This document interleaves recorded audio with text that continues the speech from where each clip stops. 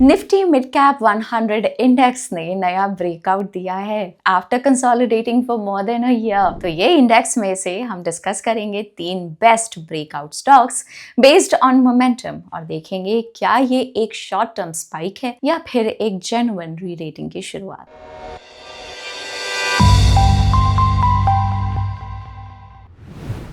Our first company is Waaree Energy.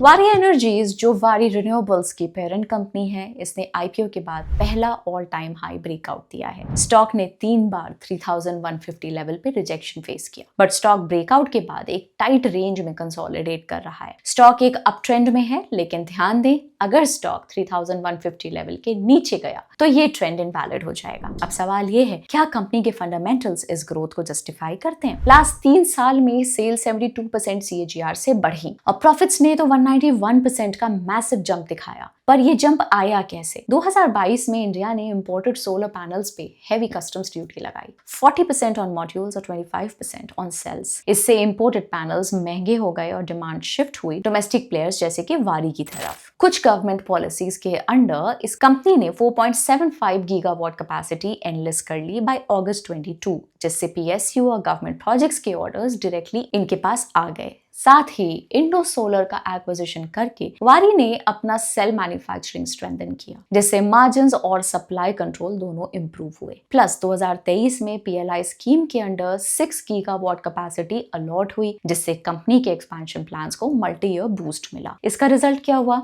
3 साल में margins 4% से जंप करके 19% तक पहुंच गए। First half of financial year 26 में कंपनी का रेवेन्यू 10,491 CR तक पहुंच गया, 50% ईयर ऑन ईयर जंप के साथ। इस पीरियड में मॉड्यूल प्रोडक्शन भी 3.3 गीगावाट से बढ़कर 4.94 हो गया, यानी कि ऑलमोस्ट 50% की ग्रोथ। क्लियर साइन की डिमांड और कैपेसिटी दोनों अग्रेसिवली स्केल हो रही हैं। ऑपरेटिंग एफिशिएंसी भी सॉलिड रही, एक्सपेंसेस सिर्फ 37% बढ़े, जिससे एबिटा 1,254 CR से डबल होके 2,736 CR हो गया और मार्जिन 17.5% से जंप करके 25.3% तक पहुंच गए। एक मैसिव 777 BPS एक्सपेंशन, मेजरली क्योंकि कॉस्ट स्ट्रक्चर में नोटिसेबल चेंजेस थे। रॉ मटेरियल कॉस्ट 56% बढ़ी पर इन्वेंट्री शार्पली रिड्यूस हुई, मतलब कंपनी ने अग्रेसिवली डीस्टॉकिंग की। इससे पैट जंप करके 1,651 CR तक गया with 113% year on year jump और पैट मार्जिन भी 15.3% तक एक्सपैंड हुआ।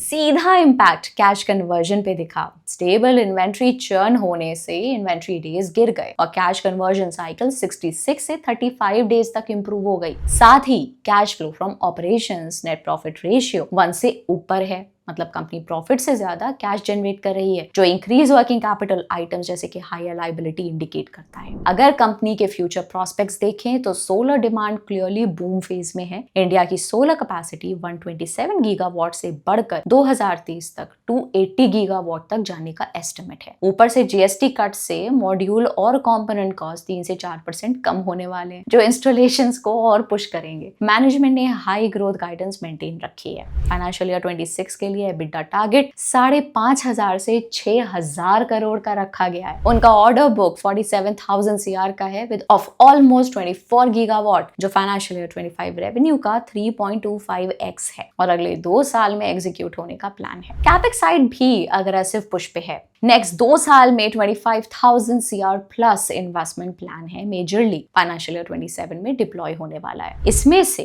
8,175 CR का मल्टी ईयर प्रोग्राम अप्रूव्ड हो चुका है। Battery energy storage system capacity 20 gigawatt hour तक बढ़ाने और इलेक्ट्रोलाइजर्स को 1 गीगावाट तक स्केल करने के लिए। बट अगर रिस्क देखें तो एक ही export uncertainty, majorly US demand slowdown के चलते हुए, जहां IRA पॉलिसी चेंजेस और नए एंटी डंपिंग प्रोब्स ने सेंटिमेंट को हिट किया। US ऑलमोस्ट सारा एक्सपोर्ट रेवेन्यू आता है। जुलाई टू अगस्त 25 में US ने इंडिया से आने वाले 16 मॉड्यूल्स पर एंटी डंपिंग इन्वेस्टिगेशन स्टार्ट किया और सितंबर तक वारी पर टैरिफ एवेजन प्रोब भी शुरू हुआ, जिसके चलते कुछ शिपमेंट्स पर कैश डिपॉजिट कंडीशन लग गई। प्रॉब्लम यह है कि वारी के 49,000 CR के ऑर्डर बुक का लगभग 59% ओवरसीज है और अगर US प्रोब या ड्यूटीज लंबी चली तो रेवेन्यू डिले, कैश ब्लॉकेज और मार्जिन प्रेशर का रिस्क बढ़ जाता है।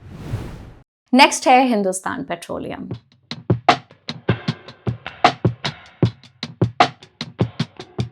कंपनी का स्टॉक 1.5 साल के कंसोलिडेशन को ब्रेक करके एक नए ऑल टाइम हाई ब्रेकआउट को दे चुका है। स्टॉक ने प्रीवियसली 430 लेवल्स पे मल्टीपल टाइम रिजेक्शन फेस किया और अभी वो लेवल ब्रेक करके एक सपोर्ट की तरह एक्ट करेगा। हालांकि अगर स्टॉक 430 के नीचे गया तो अप ट्रेंड इनवैलिड हो जाएगा। अब कंपनी इंडिया की सबसे बड़ी ल्यूब्रिकेंट रिफाइनरी ओन करती है और रिटेल और एलपीजी मार्केटिंग में सेकंड लार्जेस्ट प्लेयर है। साथ ही उसके पास कंट्री का second largest product pipeline network भी है। पिछले 5 सालों में सेल CAGR 10% और प्रॉफिट CAGR 15% रहा, लेकिन कंपनी के प्रॉफिट्स मैसिवली फ्लक्चुएट करते हैं। फॉर कॉन्टेक्स्ट, फाइनेंशियल ईयर 25 में मार्जिन्स गिर गए और नेट प्रॉफिट भी ऑलमोस्ट अपना 1/3 पर आ गया। वो इसीलिए कि रेवेन्यू मोस्टली क्रूड और प्रोडक्ट प्राइसेस के साथ मूव करता है। वॉल्यूम से ज्यादा प्राइस स्विंग्स का इफेक्ट पड़ता है। जब क्रूड प्राइसेस बढ़ते हैं, इन्वेंट्री का वैल्यू इन्फ्लेट होता है, जिससे कैश फ्लो प्रेशर आता है, और जब प्राइसेस गिरते हैं तो कैश रिलीज होता है, मतलब cash flow from operations volatile रहता है। बट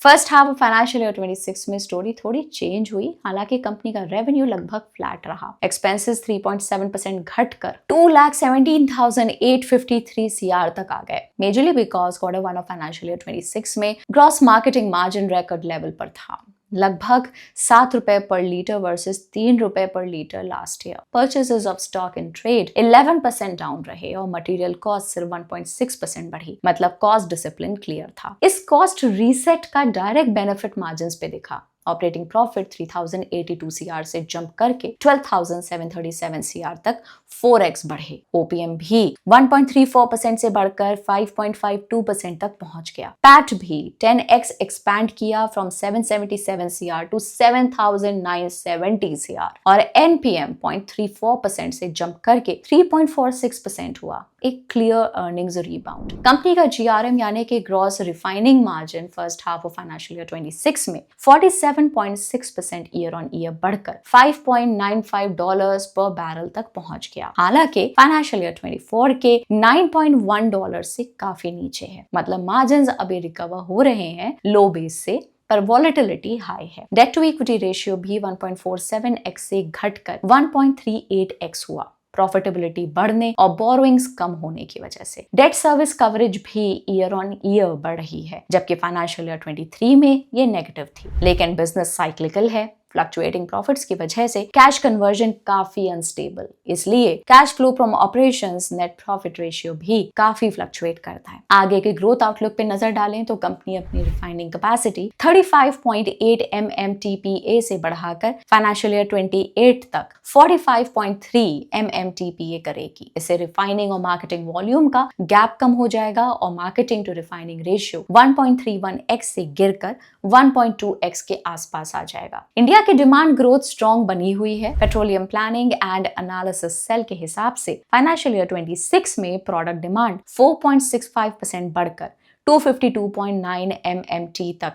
जाएगी, जिसमें पेट्रोल और डीजल लीड कर रहे हैं। मतलब अगर कंपनी इंडस्ट्री के पेस पे चली तो अपने 49.82 MMT बेस पर रफली 2.3 MMT एक्स्ट्रा सेल्स ऐड कर सकती है, जो 22,000 CR का इंक्रीमेंटल रेवेन्यू बन सकता है, अराउंड 4.6% ग्रोथ फाइनेंशियल ईयर 25 के कंपैरिजन में। अब रिस्क की बात करें तो HPCL का बिजनेस नेचर ही वॉलेटाइल है, जहां क्रूड प्राइस मूवमेंट का डायरेक्ट इंपैक्ट रेवेन्यू, प्रॉफिट और कैश फ्लो पर पड़ता है। क्रूड बढ़ने पर इन्वेंट्री का वैल्यू बलून होता है, जिससे कैश फ्लो नेगेटिव होता है, और जब क्रूड गिरता है तो कैश रिलीज होता है। साथ ही डोमेस्टिक एलपीजी सेगमेंट अभी भी प्रेशर में है। सिर्फ 3 महीने में अंडर रिकवरीज 10,895 CR से बढ़कर 13,043 CR तक पहुंच गई हैं। सिंपल शब्दों में अंडर रिकवरी का मतलब है जब ऑयल कंपनीज एलपीजी या पेट्रोल को सरकारी सब्सिडी के चक्कर में उस दाम पे बेचती हैं जो उनके कॉस्ट प्राइस से कम होता है। इसका डायरेक्ट इंपैक्ट फाइनेंशियल्स पे दिख गया। आरओई 40% से गिरकर 13.7% और आरओसीई 18.5% से नीचे गिरकर 9.1% पर आ गया।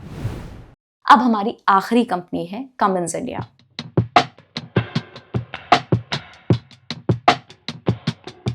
कमिंस इंडिया ने अगस्त 24 का रेजिस्टेंस ब्रेक करके एक नया ऑल टाइम हाई ब्रेकआउट दिया है। प्राइस एक्शन बेसिक्स के अकॉर्डिंग एक और चीज देखने वाली ये भी है कि just before the breakout stock एक टाइट रेंज में भी कंसोलिडेट किया, जो स्टॉक के मोमेंटम में रहने की प्रोबेबिलिटी बढ़ा देता है। हालांकि ध्यान दें, अगर स्टॉक 3770 के नीचे गया तो ट्रेंड इनवैलिड हो जाएगा। Company basically designs, manufactures and distributes diesel and alternative fuel engines. Company का 3 साल का सेल्स CAGR 19% है, जबकि प्रॉफिट CAGR 35%। मतलब अर्निंग्स ग्रोथ ज्यादा तेजी से आ गई है। इसमें एक चीज नोटिसेबल है, अदर इनकम का शेयर नेट प्रॉफिट में लगभग 36% है। हालांकि ये हर साल कम हुआ है, बट इट इंडिकेट्स कि प्रॉफिट सिर्फ ऑपरेशन से नहीं, joint venture and other income का भी बड़ा रोल है। अब क्वार्टर 1 ऑफ फाइनेंशियल ईयर 26 में कंपनी ने 2907 CR की सेल्स पोस्ट की, 25.5% plus year on year growth के साथ। मेजरली क्योंकि power generation segment stand out रहा 31% ईयर ऑन ईयर ग्रोथ के साथ, led by demand from quick commerce, manufacturing, health care जैसे सेक्टर्स, जो ऑलमोस्ट 1/3 ऑफ रेवेन्यू कंट्रीब्यूट करता है। एक्सपेंसेस स्लोअर पेस पे बढ़े,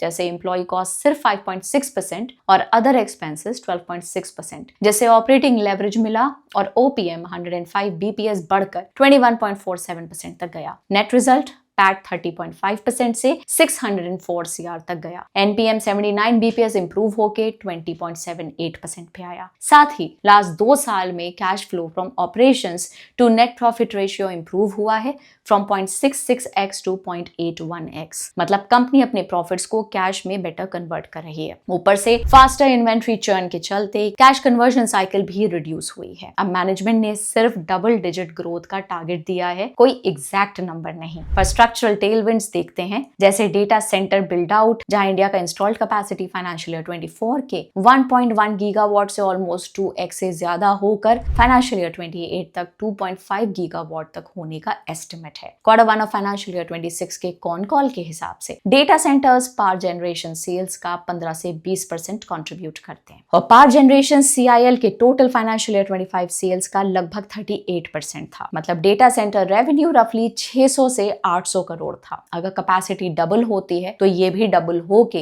1200 से 1600 करोड़ तक जा सकता है। एक 600 से 800 करोड़ का upside.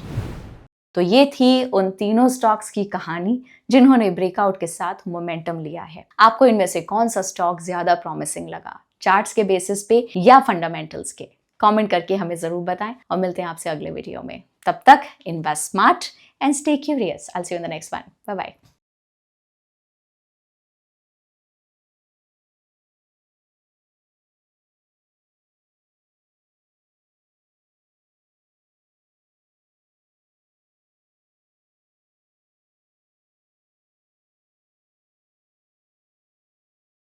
Investment in securities market are subject to market risks. Read all the related documents carefully before investing. Please read the risk disclosure documents carefully before investing in equity shares, derivatives, mutual fund, and or other instruments traded on the stock exchanges.